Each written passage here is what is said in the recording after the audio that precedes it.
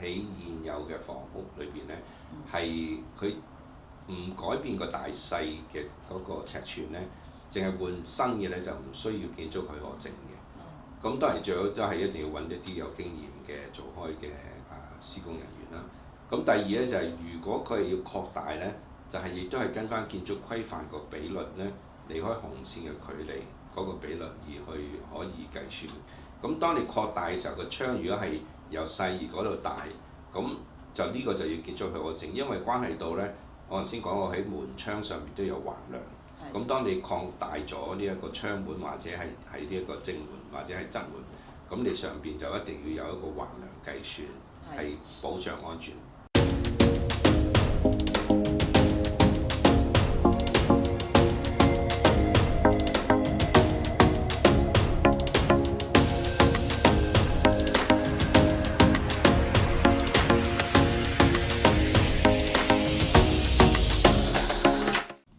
Hello， 大家好，我係領豐地產嘅 Carrie Ho， 今日咧好榮幸邀請到啦我哋安大略省啦建築師學會嘅華人副主席楊國傑先生 Thomas Young 上嚟同我哋咧做一個後巷屋同花園屋嘅建築分享嘅。咁恭喜晒 Thomas 先啦喺呢度，咁係代表咗我哋呢個為我哋華人爭光啦，成為咗我哋呢個華人建築師安大略省建築師學會嘅華人副主席。咁佢除咗做咗副主席之外咧，佢亦都擁有咧35年啦喺國際性嘅土地開發啦、項目開發管理嘅經驗嘅，而且佢亦都擁有我哋香港啦、加拿大啦同埋美國嘅建築師執照嘅。咁喺多倫多嚟講咧，佢有一個咧曾經獲得好多個獎項嘅作品嘅，就係呢個7171呢個 Yonge Street 嘅，可唔可以同我哋介紹下你當年攞咗幾多個獎啊？可以啊，多謝 Carrie 咁嘅邀請啦。咁呢一個係其中係呢個大多倫市最大嘅一個商住嘅項目。咁當年好僥倖啦，都話即係攞到4個獎，係最佳嘅高層獎啦，同埋係最佳嘅城市規劃商住嘅改變用途獎啦。亦都係最佳嘅室內櫥櫃嘅設計啦，同埋嗰個喺呢個能源方面係金獎嘅。哇！我相信呢個唔係僥倖啦，係因為你嘅經驗啦，同埋你真係嘅用心設計咧，先可以獲得咁多獎項嘅。咁喺呢度恭喜你再一次。多謝。係啦，咁我哋都好榮幸啦，就請到阿 Thomas 過嚟同我哋咧分享下依家一個現在好流行熱門嘅一啲嘅項目，就係話咧，大家喺多倫多如果擁有自己嘅屋嘅時候咧，都好有興趣想做一個後巷屋嘅翻建啦，或者建設多一間嘅花園屋嘅。咁我哋喺呢度咧想問下咧，其實後巷屋同花園屋咧有冇分別嘅咧？係呢個問題問得好好 Carrie 就喺呢一個而家喺市面上咧，就好多人都係講呢一個話題。咁其實咧呢個兩樣嘅屋咧嘅種類咧，其實咧就係唔同嘅嘢嚟嘅。咁咧就其實源於開始5年前咧，就係呢個安省政府同埋特別係多倫多牽頭啦，多倫多市啦牽頭咧，就係將提升呢個住宅嘅用途咧，就考慮到是否可以喺後院嗰度會係增加到一啲嘅單位咧。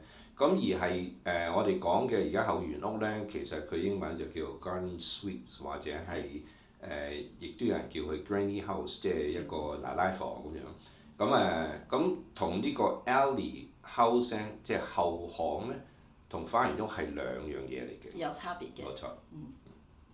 咁個差別係乜嘢咧？嗱，咁大家係咪都會需要攞 permit 咧？喺 permit 方面需唔需要申請嗰個許可先可以翻建咧？係咁嘅，咁其實咧就喺呢兩種嘅形式嘅加建之中咧，唔係所説嘅即係市面上所嘅咁容易嘅。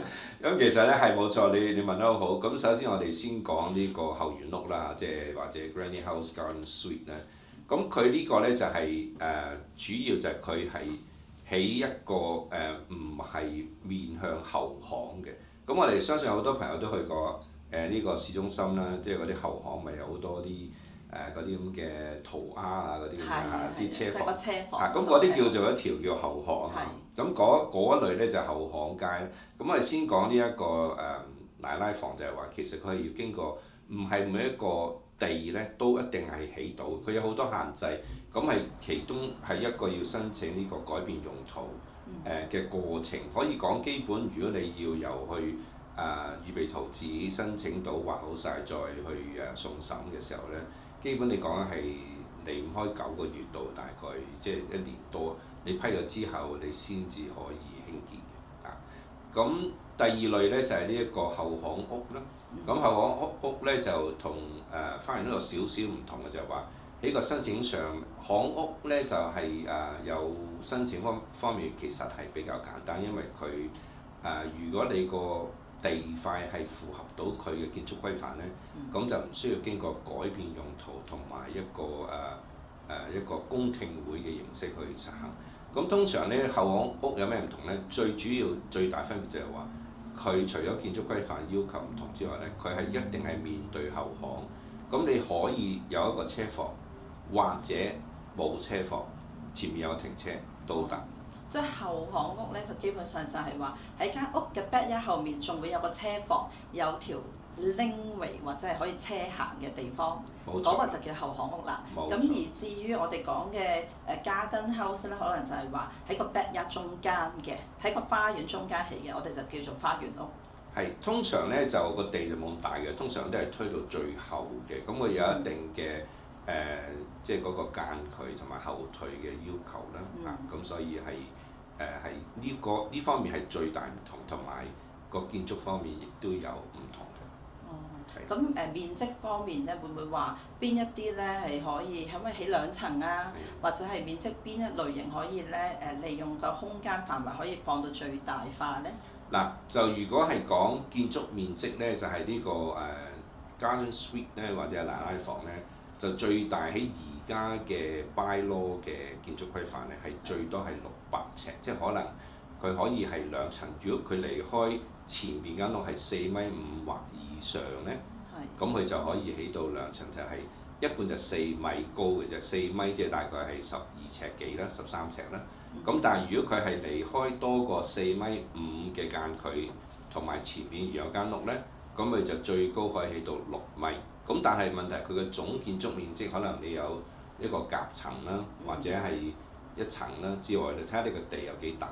咁最高都起到6米，係有少少夾層咁嘅時候，都係最多總建築面積咧係600尺嘅啫。即係2層加埋都係600尺嘅啫。係啦，冇錯。咁個後巷屋方面咧？嗱，後巷屋咧就好少少嘅，後巷屋咧就係第一佢可以係推到去一邊，同埋係因為佢貼住嗰個呢個係啦，冇錯。咁如果你唔要嗰個 garage，可能你要褪翻前少少。咁佢可以係差唔多係1層喺個底部係800尺嘅。咁個高度咧係啦，高度咧如果佢係離開主屋係4米或以上咧，佢就可以去到最高係7米嘅嗰個高度。7米。如果唔係，基本都係以4米。咁以4米嚟講，佢就係一個平頂啦。咁如果再高啲，有陣時甚至係會要睇下嗰個限制，可能佢要斜屋頂啊，增加陽光嘅咁所以佢平均嚟講咧，呢個後巷屋可以係去到1000零尺嘅總建築面積。哇！咁如果係咁，即係話喺多倫多市中心嚟講咧，能夠擁有喺後巷入邊有個車庫嘅屋，相對好似比較會唔會有啲吸引力多啲喎？係咪咧？因為建築面積方面都真係大咗，或者可能會唔會喺翻建啊、裝修嘅時候都會容易咗咧？咁其實咧容唔容易都過程係差唔多，因為點解咧？喺嗰個後巷屋同埋花園屋咧，都係要考慮到水電煤啦，即係接合同埋接駁去翻去前面嗰間屋啦，原有間屋。咁同埋仲有佢係主要有排水啊，有衞生間啊，有獨立廚房啊咁樣。咁所以係是否邊種好啲咧？就要視乎你嗰塊地係唔係達到呢個要求。咁同埋咧就係要睇下你投入嘅大啲，咁當然投入你嗰個建築費又會多啲啦。咁其實呢一種類型嘅批文咧，係咪多倫多下底每一間屋都可以有資格去申請嘅咧？定係都要視乎嗰個 zoning bylaw嘅咧？係個 zoning bylaw係可以容許嘅，喺大多倫多市啫嚇。暫時我所睇到嘅文件啦，就係喺大多倫市，譬如話 Scarborough 啊、North York 啊、Downtown Toronto 呢啲地方可以。咁但係就要視乎每一塊地，佢唔一定有陣時你啲情況。舉個例子，譬如話你嗰個後園屋咧，你中間係有一棵大樹，咁你棵大樹可能係唔可以去將佢移除嚇，咁嘅時候咧就可能你要避開佢啦。咁避開佢之後，可能避開咗都冇位置啦。冇位置。冇位置咁變咗就咁啊做唔成㗎。咁所以唔係話嗰個建築規範係喺度容許嘅，但係就係話視乎要個別嘅情況嘅考慮。咁喺呢個申請呢一類型嘅批文嘅時候咧，會唔會都需要做咧鄰居嘅聽證咧？需唔需要都要鄰居同意先可以起嘅咧？如果後園屋咧，即係或者係所謂嘅花園屋或者係 granny house 咧，咁咧就係需要經過聽證嘅。就要經過鄰居嘅意見，咁就反而後巷屋咧，如果你係合乎規範咧，咁你就係基本就直接去呢個建築許可證就可以，因為後巷屋好多時特別 downtown Toronto， 我哋都知道喺市中心好多都塗鴉好嗰啲又高高低低，啲人都唔係話咁注意，你反而有間靚啲新家建，佢哋都歡迎嘅。從業多年，仲揾緊突破嘅機會。或者唔係你唔夠努力，可能只差一個方向。領峰地產專業經紀培訓，幫你站穩每一步。因為我哋好多客人朋友咧買咗呢個二手翻嚟嘅時候咧，都希望做一啲重新嘅打造啊。例如依家經濟可能冇咁景氣啦，好多客人都會希望咧做到一個完成嘅地下室啦，嚟到去分租一下，有啲收入幫補嘅。咁 Thomas 喺呢度想問下咧，其實我哋完成地下室係需唔需要攞批文嘅咧？呢個建築批文咧，其實就喺嗰個建築規範裏邊咧，有稍微有經驗啲嘅一啲嘅施工人員又好，或者設計人員好，其實都好清楚表列咗喺度嘅。咁喺乜嘢需要申請建築許可證咧？咁其實係有關任何改造嘅對結構方面有關係啦，或者你要增加新嘅牆啦。或者你係要增加有關呢一個衛生間啊，同呢一啲嘅吸排水方面咧係有相關聯咧。咁或者你揀咗個房之後，又影響呢個空調方面嘅回風啊、排風啊同埋消防嗰方面。咁喺呢幾方面有相關聯嘅情況下咧，都應該去申請建築許可證嘅。其實即係話我哋普遍嚟講，如果一個冇完成嘅 basement 要完成，係應該要攞許可證嘅。係冇錯，其實咧我哋首先要了解下個建築許可證嘅原意係做乜嘢？原意咧呢個建築許可證咧就係一個最低嘅要求嚟保障大家或者係大眾嘅安全啦。喺呢個生活嘅環境之中咧係安全。咁其實有兩方面嘅好大好處。第一咧，就係你有咗建築許可證喺呢個施工方面，譬如話你包括施工人員嘅保險啦，咁係呢一個萬一佢譬如話唔知咩原因留低啲嘢着火，咁你就好難追啦。你冇建築許可證。第二咧就係話建築許可證咧喺你有改造之中咧，咁啊 Carrie 你係專家啦，咁喺買賣房之中咧就唔會俾對方嘅律師咧去質疑，或者係要你有提供許可證嘅改造先至成交呢一個買賣嘅合同。係明白嘅。咁同埋咧，咁我哋好多朋友就話啦，想喺後邊有啲位置咧，有啲屋咧，可以喺側邊開個分門就最好啦，因為比較簡單係嘛。咁如果唔得嘅時候咧，其實可唔可以挖開後院嗰啲地嗰度咧，加個walk up 嘅 basement 上去咁樣嘅咧？呢個問題問得好啊 Carrie。咁答案咧係可以嘅。係可以。咁咧，但係可以之中亦都係要睇個別嘅情況。點解咧？主要咧就喺呢個建築規範開一個門，如果譬如話，首先我哋唔講起一個 walkout basement，你 basement 開上嚟啦，咁就要睇一睇嗰個所謂喺建築規範你嗰個牆身嗰個後退線嘅距離咧，佢有一定嘅開窿嘅所謂一啲係防火嘅要求。咁如果佢已經達到咗原本側根嘅窗嘅叫做 unprotected opening 嘅時候，係已經超出或者佢仲有多餘就 OK 啦。如果冇咧，你嗰個門就變咗要係一定要防火門，然後咧佢有權唔俾你嘅，因為佢保障擔心，如果萬一呢間房屋着火時候會牽連到隔離，咁呢個係建築規範好多年測試。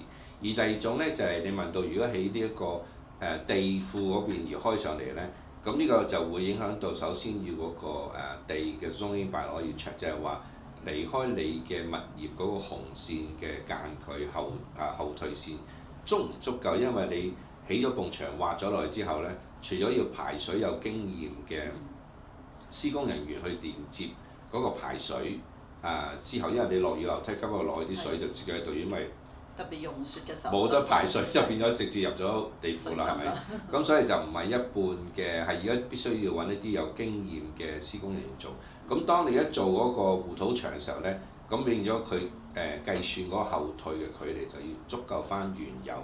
如果唔係，你就要去做一個簡單嘅申請，希望大概要3個月等佢一個小型工程會批唔批准，先至可以進行施工許可證嘅申請。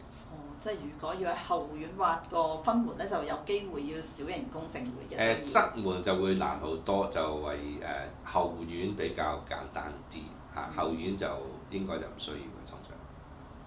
咁咧，其實除咗呢個分門出入啦，或者完成地下室之外咧，仲有遇到好多客人朋友咧買一間翻嚟就係話：哎呀，覺得間屋唔夠光猛喎，少咗啲窗啊咁樣，可唔可以開多幾隻窗喺某啲特定嘅位置，或者將廚房位嗰啲窗加大佢啊？咁加大或者改大隻窗，又需唔需要都要攞批文嘅咧Carrie 呢個問題問得好好啊！首先咧，如果門窗喺現有嘅房屋裏邊咧，係佢唔改變個大細嘅嗰個尺寸咧，淨係換新嘅咧就唔需要建築許可證嘅。咁當然最好都係一定要揾一啲有經驗嘅做開嘅施工人員啦。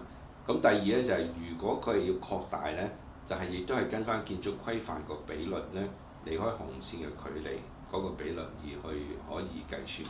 咁當你擴大嘅時候，個窗如果係由細而嗰度大，咁就呢個就要建築許可證，因為關係到咧，我頭先講過喺門窗上面都有橫梁。咁當你擴大咗呢一個窗門，或者係喺呢一個正門或者係側門，咁你上邊就一定要有一個橫梁計算，係保障安全。喺咁嘅情況之下咧，就需要建築施工許可證。咁喺需要攞呢個施工許可證嘅同時咧，需唔需要咧隔離左右嘅鄰居嘅同意嘅咧？如果係跟足規範建築規範，你嗰個地嘅建築規範咧係唔需要嘅，你只係用一個即係純粹係一個申請嘅流程。係啦佢唔可以冇權去反對你去咁做。咁我諗大家好多朋友聽到呢一個答案都會好開心啦，咁就係啦。咁另外仲有就係話啦，如果我哋嫌呢間屋嘅外牆，例如磚啊或者太舊啦，太過唔符合依家個潮流啦，咁想改造埋個門口出邊嘅外形嘅個磚啊咁樣嘅，咁又需唔需要攞批文，同埋需唔需要鄰居嘅同意咧？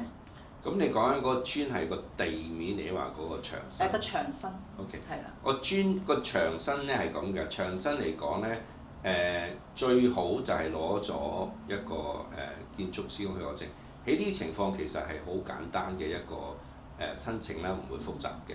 最主要點解咧？就係話佢有少少你係重新將啲磚換過晒嘅時候咧，佢有一啲啲嘅灰色地帶。咁所以最安全就係因為你又要棚架搭起啦，一路砌上去嘅咁所以為咗呢個投資者嘅保障安全同埋保險各方面咧，我都係建議喺呢個咁嘅情況咧，都係攞咗呢個建築施工許可證，亦都係唔困難嘅。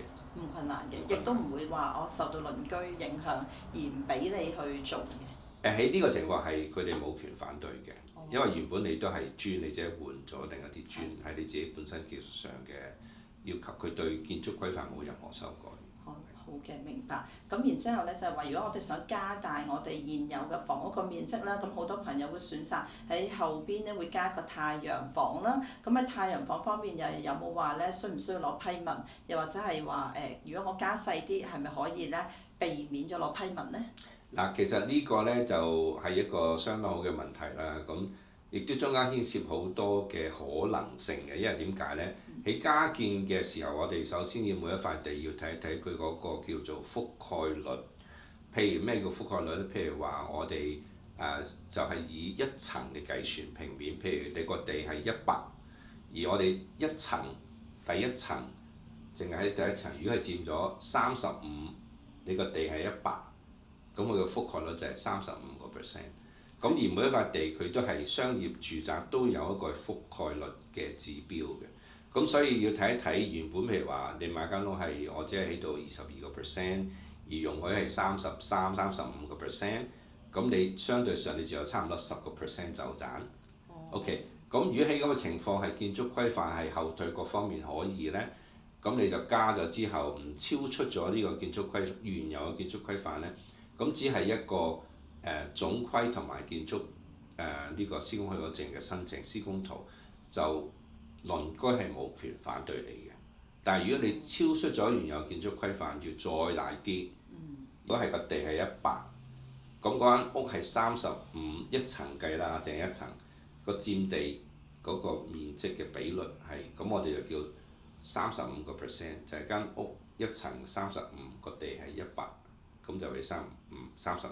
咁如果我哋買間屋嘅時候係只係佔咗22，咁到35，如果35係嗰個指標，咁咪仲有差唔多十幾嘅走盞啦。咁如果我哋唔超出咗呢個指標嘅時候嘅加建呢，加建嘅意思其實就唔淨係太陽房，即係太陽房可能係有呢個暖氣，可能係冇，可能你淨係一個架咁樣呢。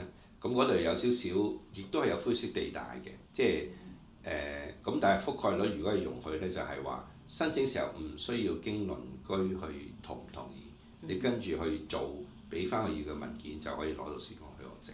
哦，係咁樣嘅35%嘅。每個城市每塊地都有啲唔同，大概一半在33%覆蓋率咁上下啦。好，咁大家又獲得咗好多嘅好有用嘅信息啦。咁對於我哋於買一間屋翻嚟要點樣加建啊、裝修啊，都有一定嘅認知啦。咁我哋大家如果仲有啲咩問題都可以發 email 俾我啊，咁我可以再請教 Thomas， 或者係你哋可以直接有咩裝修工程啊需要翻建都可以直接聯絡 Thomas 啦。多謝 Carrie。係喺呢度多謝 Thomas 過嚟同我哋做呢個專訪嘅。